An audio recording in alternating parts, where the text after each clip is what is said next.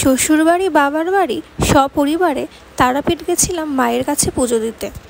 Hello everyone, কেমন আছো তোমরা সবাই? আমি সাথী, welcome to my new video. দিনটা ছিল জানুয়ারি মাসের 3 তারিখ। নতুন বছরটা মাকে পুজো দিয়েই শুরু হলো। 2 বছর ধরে পুজো দিতে যাবো বলে যাওয়াই হচ্ছিল না, তাই হঠাৎ প্ল্যান হলো মায়ের কাছে পুজো দিতে যাব। তাই সবাই মিলে মার কাছে পুজো দিতে গেলাম। কবে যাব সব কিছু ডেট টাইম ঠিক হয়ে গেছিলো। হঠাৎ দাদা ফোন করে বলে ও যেতে পারবে না কিছু কারণে। শুনে মনটা খারাপ হয়ে গেছিলো, কিন্তু ওই যে কথায় বলে মা যদি টানে তাহলে মার টানে মার কাছে পুজো দিতে যাওয়া যায়। সব দিক ম্যানেজ করে তারপর দাদা আমাদের সাথে যায়। আমরা কোথায় যাচ্ছি? তারাপীঠে।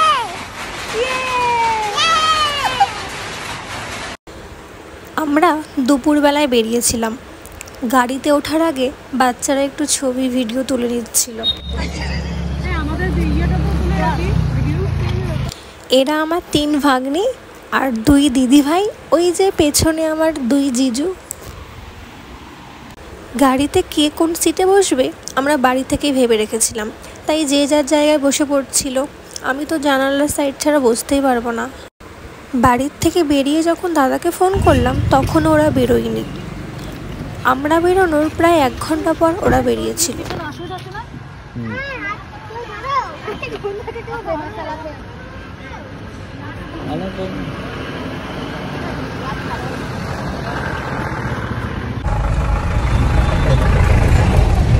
দিশা দিশা মুখটা এগো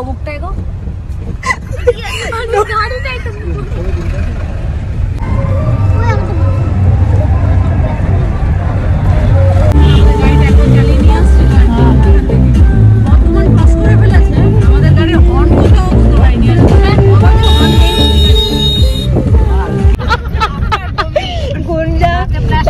বসে আছে। কতবার হলো গুঞ্জা?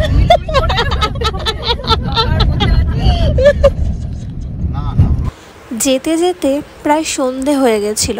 আমরা পৌঁছানোর কিছুক্ষণ পর আমার পাপা চলে এসেছিল।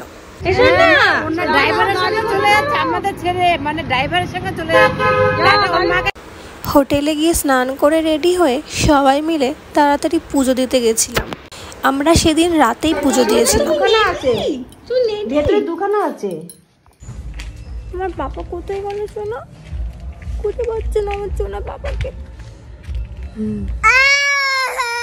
পাপা যেহেতু রেডি হয়ে গেছে তাই ও আর ঘরে থাকবে না, তাই ওকে নিয়ে বাইরে হাঁটছিলাম।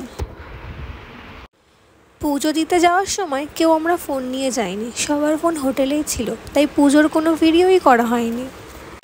পরের দিন সকালে আমি আর আমার হাজবেন্ড মায়ের মন্দিরে গেছিলাম।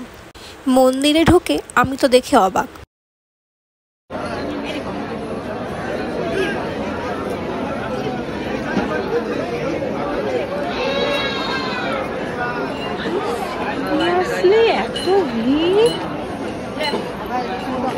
আগের দিন রাতে আমরা যতটা লাইনে দাঁড়িয়ে পুজো দিয়েছিলাম সকালে তার 5 ডবল লাইন ছিল।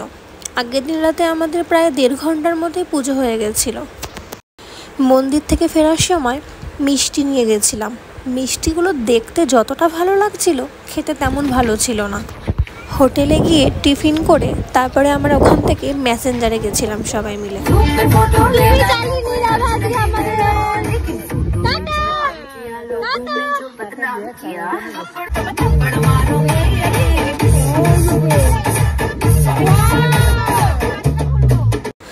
আমার পাপা গাড়ি এত পছন্দ করে, গাড়ি দেখলেই পাগল হয়ে যায়। আমার মনে হয় ও সাইকেল চালানোর আগে 4 চাকা চালানোই শিখে যাবে।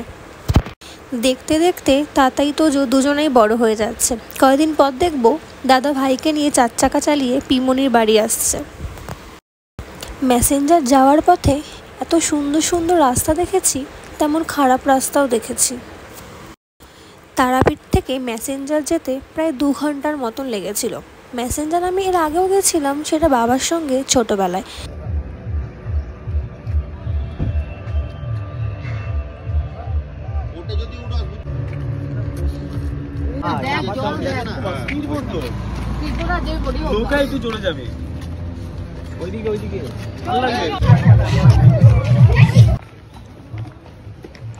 দাদা আসছে না?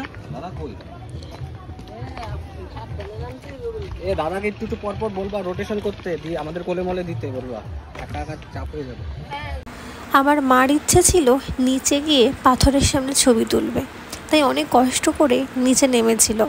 নামাটা যতটা সহজ ছিল ওঠাটা ততটাই কঠিন।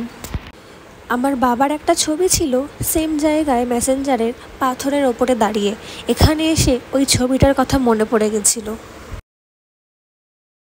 প্রথম শুরু করলাম, রেডি।